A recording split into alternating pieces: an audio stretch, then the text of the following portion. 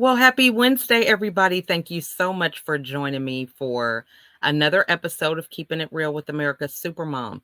I am excited to have a guest today with me. We actually met through networking, believe it or not. We're connected to a mutual connection, and I think they were having a mastermind, if it serves me well. I meet so many people, guys, that is sometimes hard to keep up, but I have Patty here with me. We got a chance to connect on a Zoom call after that meeting that we have. And as life happens, we met last year and she's here this year. So it's been a little time that we've been delayed with getting back together, but I'm so excited to have her with me today. And I just want to extend everybody the opportunity to remember that if you have something that you are a genius at in the world, people want to hear about it. I made a post yesterday about it being Marketing Operations Appreciation Day. That's a mouthful. And I think the important thing to remember with that is that people don't know who you are, what you do, unless you share it. We can't wait for other people to be our marketing ambassadors. It's about us getting out there and owning who we are and what we do. So I would love for you to join me doing just that on a podcast interview. So feel free to reach out to me during the show, after the show, however that you feel is the best way for you to get a hold of me. So without further ado, I want to welcome Patty to the show. Hey, Patty. Hi, thanks for having me. Well, thank you so much for joining me. And I was just explaining before you popped on that, it was last year sometime that we met. And then here we are, the next year, finally getting together for our podcast interview. So before we get into some great conversation, can you introduce yourself and let everybody know a little bit about you? Yes, I'm Patty Luu. I'm from Richmond, Virginia. I am a sports mental performance coach slash consultant. I increase athletes' chances to get an athletic scholarship for college and or to go pro by decreasing the pressures and stress related to competitive sports by using sports psychology. So, what is sports psychology? It prevents injury, it prevents overtraining, it prevents burnout, motivation, confidence, focus, habits, routines, performing well in practice and competition, because what gets athletes in trouble is that you see one athlete in practice who is great and is confident and doesn't make these small, tiny, costly mistakes. However, on the day of competition, it's like the athlete you saw in practice, it's like they disappeared. Their Mhm. sports skills disappear when it needs to shine on game day. So, what makes a sports mental performance coach different from a traditional athletic coach? A traditional athletic coach focuses on teaching sports skills. I don't teach sports skills. I don't do anything physical. I help your athletes improve their athletic performance by teaching them sports psychology, which enables their sports skills to shine on game day. Because if their sports skills don't shine on game day, they can't achieve their dreams of getting an athletic scholarship for college and or to go pro. Love that. Now, so you definitely have got my interest peaked with that because, a lot of times we feel like I have a coach, that's enough. Yes. Why do I need to know about this sports psychology? So, can you give us a small example of what the difference is that you may be showing someone in terms of the mental aspect related in relation to the skills? Well, okay. For example, one basketball player that I worked with at that time, he was probably around 11 years old when we first started. Mhm. He has the genetic makeup to become a professional basketball player. He's so tall and he's gaining muscle. However, he didn't have the work ethic. Before meeting me, it was like video game, video game, video game, even though he loved basketball. I increased his passion for basketball. He didn't have the work ethic, and so basketball changed from a chore and something he has to do to something he wants to do and is enjoyable. Mm. Yes. So what really clicked for him, I was like, instead of playing Fortnite, let's take one of your video game sessions, play NBA 2K. And he did that. And instead of acting crazy and doing those moves on NBA 2K around the house, he went outside to pick up the basketball and actually tried to replicate those moves in real life basketball rather than jumping all around the house and driving his parents crazy. He Love actually, that. yes, he actually went outside, picked up a basketball and practiced. And since then, basketball practice turned into a have to a want to and something that was enjoyable and no longer something that was boring. Love that. And I think, I'm listening to this example and I'm seeing that there are probably a lot of listeners who it may not be basketball, but it could be their entrepreneurial career. You get to that point where you love it, but you find yourself with all this freedom scrolling through social media, maybe watching something on Netflix when you know you need to be doing these calls or, doing whatever is necessary for your business. So, what is one of the key things that you could share with the business owners that may be watching about how they can begin that reframe? Because you took him from really feeling like it was a chore and something that was, he was forced to do to something that he really enjoyed and loved. So, what's the first step to doing something like that? Well, with entrepreneurs, what gets entrepreneurs in trouble is that just like athletes, they when they practice on their own time, they have no structure. So as a result, they end up practicing whatever they want. And as a result, they practice what they like to practice, and what they like to practice is their strengths. Therefore, their weakness remains a weakness. So I help them structure it. Let's get what you don't like to practice done and out of the way, which is your weaknesses. Let's practice that first. Then you can do what you like to do. So, as entrepreneurs, do what you don't like to do first. Get that out of the way. Then, at the end of the day, you can't have a reason not to do it, as in, I don't have time, I'm too tired. Love that. I mean, that you had me at structure because that is so true. When we leave a job, so to speak, working for someone else, there is that structure. What time do you go in? What time do you get off? When do you have your lunch break? What are the rules of engagement, so to speak, about what you're going to be doing while you're at work? But then you become an entrepreneur and it's like, all of that goes out the window, and we lead with the thing that we feel the most passionate about rather than thinking about the whole picture. So I love that you said that. I mean, that really is a game game changer for a lot of people watching, I'm sure. So, how do you know how long to work on the things that you don't enjoy?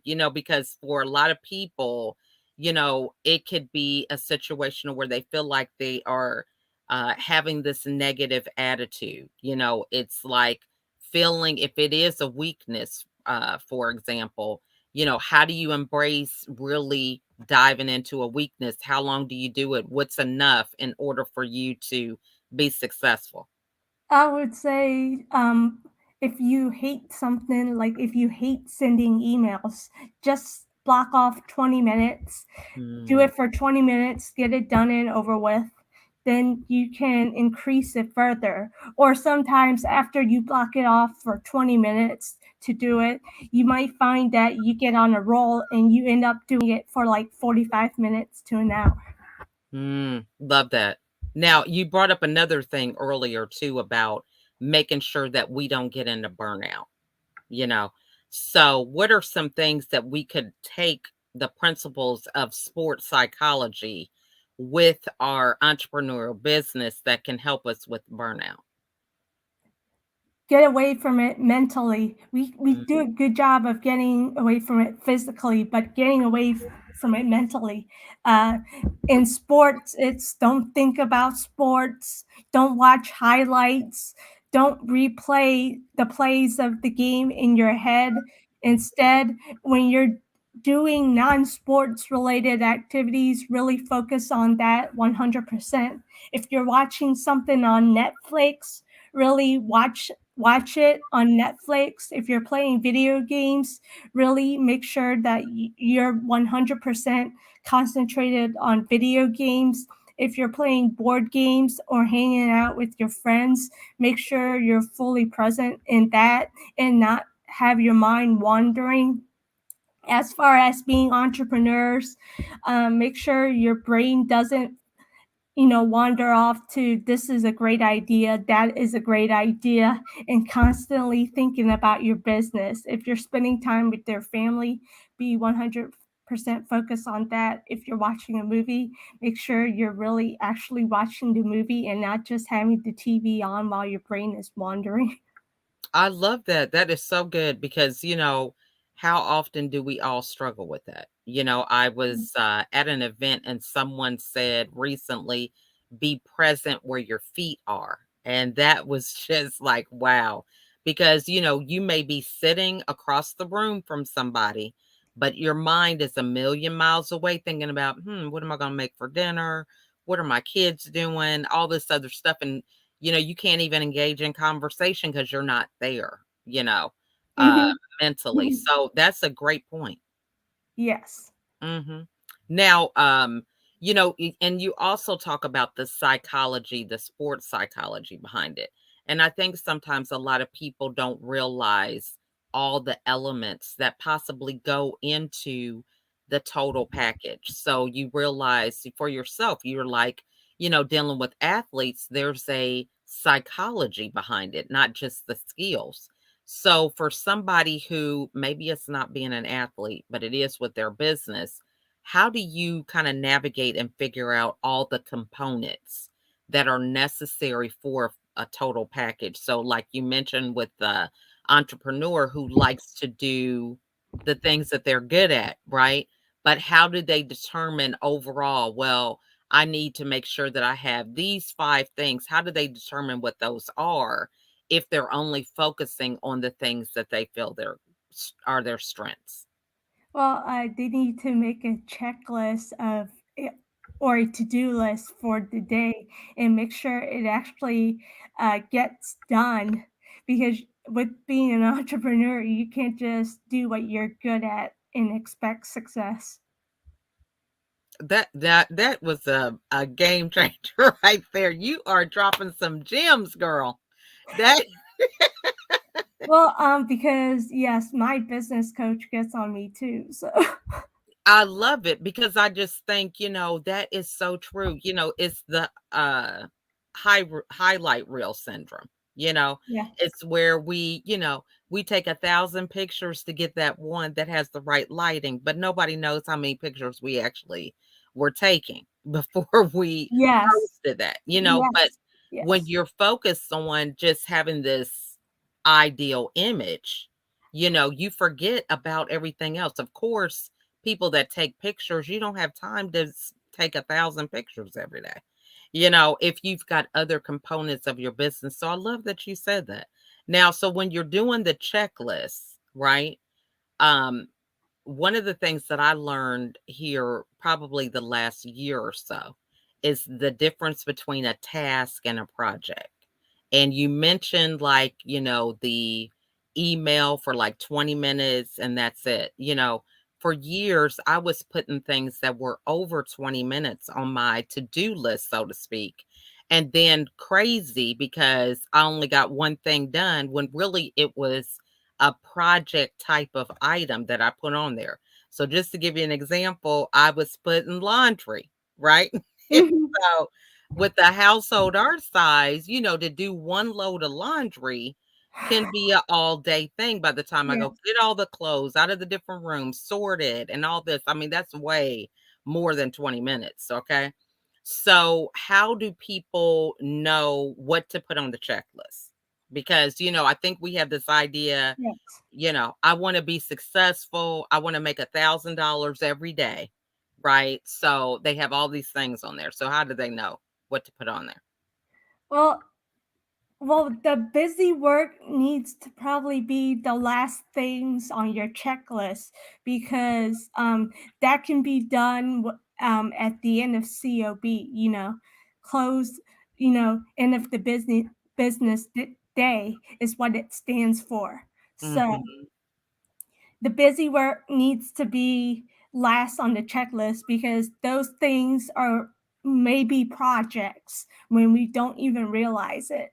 Mhm. So So give us an example because for some of us, we talk this talk all the time and we don't know what we're talking about, okay? So, yeah. for example, the projects, recording a digital course that can take Mm. 3 to 4 hours of filming videos, Mhm. editing your book that can take 3 to 4 hours per day.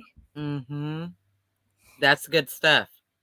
And a lot of times we're doing these things because we feel like we're productive, you know, but it's not really an income producing activity immediately. It's something that maybe over time, Mhm. but we're dedicating too many hours to something that is not going to benefit us in a more current time frame. So I love that. That's good. Now, so how did you come into the whole career that you're in now to even think about the mental portion of being dealing with an athlete?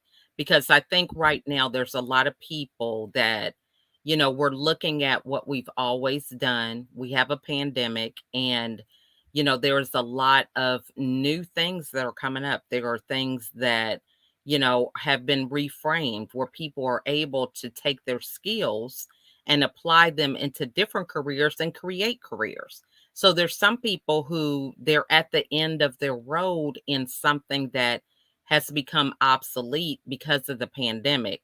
But how did you know to get into what you're doing? Because some of the things that you probably went through with that process could be very beneficial for people that are watching that are at that point of maybe creating something new. I was 6, 7, or 8 years old when I was first exposed to sports. I watched Michael Jordan of the Chicago Bulls win Mhm, his fifth and sixth championships on TV. From that first exposure, I knew I wanted a career related to sports. I fell in love with sports right then and there. mhm, Fast forward to my teenager years, I saw Tiger Woods play golf. He made playing golf cool for us young people. mhm, Before Tiger Woods, you can make the argument that golf was stereotyped as a game only for old people. He made mhm, it cool for us young people. Trying the game meant taking golf lessons, and in the process of taking golf lessons, I became aware of athletes' wants, needs, frustrations, and fears because I experienced them all. Luckily, I had that golf teacher provide me that non judgmental and safe environment to mhm, honestly discuss my struggles. Not all traditional sports coaches do that. I was lucky enough to have one who did. And since I was majoring in psychology in undergrad and I knew I wanted a career related to sports, I pursued my master's related to sports and performance psychology afterwards. And then in December of 2017, I created Driven to Peak Consulting for the year and a half that I was on my own, people couldn't associate driven to peak consulting with a target population. I needed to niche in and clear up my messaging because the typical person out in society doesn't actually know what sports psychology actually is, or what they think they know are actually the myths related to sports psychology. So we started working together in October of 2019. Then in December of 2019, she was like, Patty, woman, I'm giving you until December 27th to pick your niche. Do you want to work with entrepreneurs? Do you want to work with people in the area of exercise performance? Or do you want to work with athletes? And then I was like, if I was on my deathbed, what population can I not live without myself trying to help? And that was athletes. So I niched in to focus on athletes. Well, a couple of weeks before that, I didn't know I would meet an entrepreneur who would change my life forever through a free 5-day workshop on email list building. She took me under her wing for a year when she didn't have to. This version of me you see right now, a lot of it is her influence on me. Fast forward to now, I'm in Haley Gray's mastermind. I joined it. It's a group coaching program to grow my business. I believe every person is one caring person away from a success story. If I can be that for athletes, I've done my job. I had my dreams taken away from me because it's hard to get people in the Asian culture to invest in sports. They really don't believe that you can make a living off of a career related to sports. So in that way, I'm a rebel. So if if I can help athletes achieve their dreams, be the person to guide them, and be the one that makes the difference, then I've done my job. I had my dreams taken away from me. I don't want that to happen to other athletes. I love that. And, I love how you uh, talk about having a coach, somebody else that you won, back in the early part of your story, saying that you felt there was a safe space to Yes. talk about some of the things because I think, I don't know why we think we're supposed to just have all the answers, be perfect in whatever we set out to do. And we really go through the emotional bullying, I say, of ourselves. Oh, yeah. Nobody else even has to enter the picture. We're doing it to ourselves, right? Yes, and athletes are great at doing it to themselves after a bad game.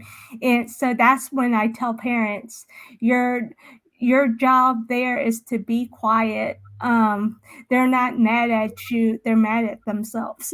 Mhm. So true. And so this is a good point because as parents or, teachers or whatever, because it might be your performance on a test or, it could be, taking a driving test, to get your license. So you said being quiet. What else can we do at that moment to help them get through that period of being upset with themselves? Like for example, if in a individual sport, if they made it to the championship yet they failed to win the championship, or in a team sport as well, if they made it to the championship and they failed to win the championship, once you get into that car, don't discuss the game, and most likely your kids wouldn't want to discuss the game. Instead, ask them what they want for dinner, what they want for lunch or dessert.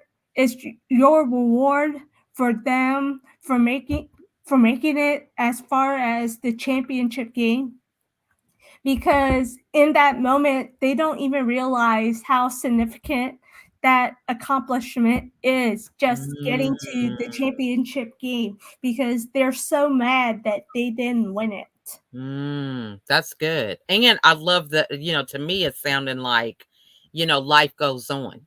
Yeah, we have this, great opportunity to compete, But at the end of the day, the game is over. That was on the field or the court, and life is still happening. So, how can we move on from that? Not that you're minimizing it by any means, but just a demonstration of, the whole world is not going to stop because you won or didn't win. So I love that. That's a great reminder. Well, this has just been a great conversation. I have lots of nuggets. I'm going to be going back and watching the replay of this. So tell everybody the best way for them to get a hold of you. Go to my website, driventopeakconsulting.com, Mhm. and you can book an appointment with me that way. The first call is I don't charge for it. You Mm. can ask me any questions that you want related to sports psychology, and you can get a sample of what it is like to work with me. Regardless of whether or not your children becomes a client, they leave with a few tips to improve their athletic performance. Love that. So, what final thoughts would you like to share with everybody today? I mean, you've said a lot, but what would be your last piece of advice that you would want to give the audience today? Don't forget, yes, parents and athletes, you're chasing the athletic scholarship for college and or the opportunity to go pro. But don't forget, the key is you need to keep your children in sports long term to do that. And that seems to be like the biggest obstacle. And it's not just injury, overtraining, and burnout. Keeping all those three things that I just mentioned can get your children out of sports much earlier than what you have liked. So keep your children in sports long term is going to be the biggest challenge, and sports psychology can help you do that. And your job is not to be their coach. Your job is to be their biggest cheerleader after a good or a bad game. It doesn't matter. Love that. I mean, that was good. Okay. Being their cheerleader rather than their coach. That is so good.